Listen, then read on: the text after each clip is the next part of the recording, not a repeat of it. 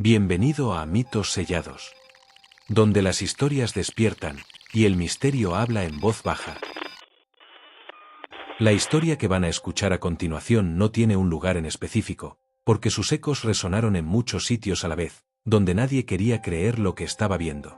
Se trata de un rumor persistente que se susurraba en los círculos de producción y que, dicen, se filtró de documentos gubernamentales clasificados, muy lejos de donde se grababan los episodios. Todo comenzó con un programa.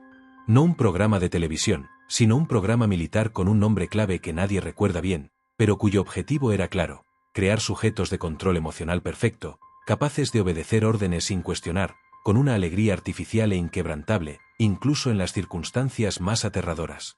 El objetivo: una élite de soldados de infantería emocionalmente invulnerables. Los sujetos del experimento no eran adultos. Eran 4 niños, seleccionados por su sensibilidad y su propensión a la alegría. El lugar era un recinto subterráneo masivo, construido bajo lo que parecía ser una apacible colina de césped artificial. Este recinto, completamente blanco y acolchado, se convirtió en su universo. Sus mentes fueron sometidas a una estimulación sensorial constante, diseñada para forzar una regresión y dependencia absoluta. Tinky Winky, el púrpura, era el mayor. La leyenda dice que era el más sensible, por ende, el más difícil de quebrar. Su castigo por cualquier atisbo de tristeza o rebeldía era el aislamiento total dentro de su propio traje, en un espacio diminuto donde solo podía escuchar una voz distorsionada repitiéndole que era malo por sentir. El miedo se manifestaba en su mente como una bolsa roja, un objeto de confort que solo le era permitido cuando la obediencia era total, convirtiéndolo en un fetiche.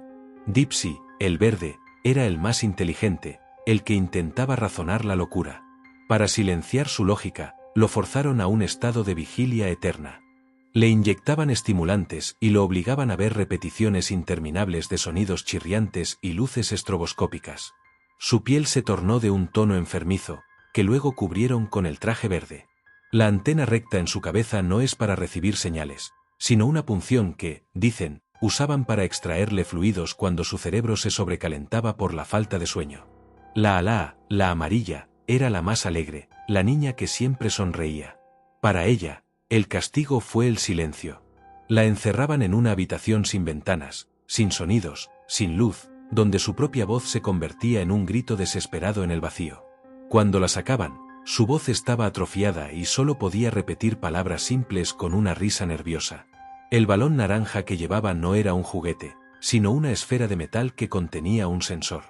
Si su ritmo cardíaco o tono de voz se desviaba de la alegría, el balón emitía un ultrasonido agudo solo audible para ella, causándole dolor insoportable. Po, la roja, era la más pequeña y frágil. Ella era el sujeto de prueba principal para la alimentación. En lugar de comida, les daban una papilla viscosa contaminada con sustancias que alteraban su estado de ánimo, manteniéndolos dóciles. Po, por su tamaño, recibía la dosis más concentrada. Cuando intentó rechazar la papilla, fue castigada con la exposición a calor extremo.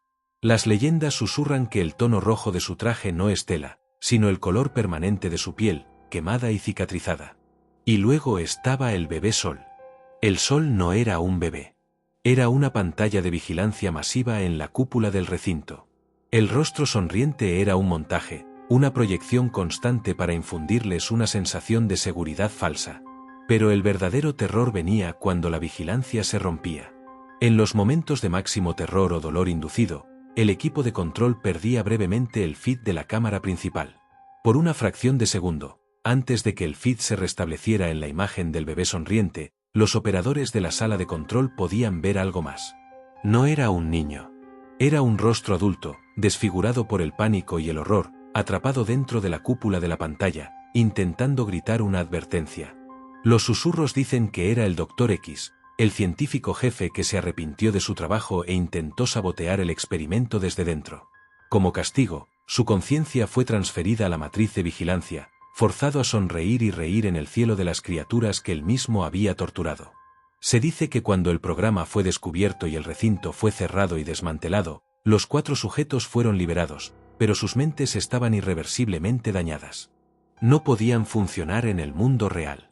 Y que la única manera de evitar que el secreto saliera a la luz fue convertirlos en un programa infantil, usando los trajes para ocultar las deformidades y el lenguaje infantilizado para camuflar su incapacidad de comunicarse. Cada ola es un grito ahogado. Cada otra vez es el miedo de revivir el experimento. Y el bebé sol, incluso ahora, sigue riendo y observando desde el cielo, un eterno recordatorio de que la felicidad más pura puede ser el resultado del experimento más oscuro. Algunos dicen que si miras el sol al mediodía por mucho tiempo, en ese brillo cegador, puedes ver por una fracción de segundo la cara de un hombre gritando. Si llegaste hasta aquí, dale a me gusta, suscríbete y activa la campanita para no perderte nada. Gracias por el apoyo y nos vemos en el próximo vídeo.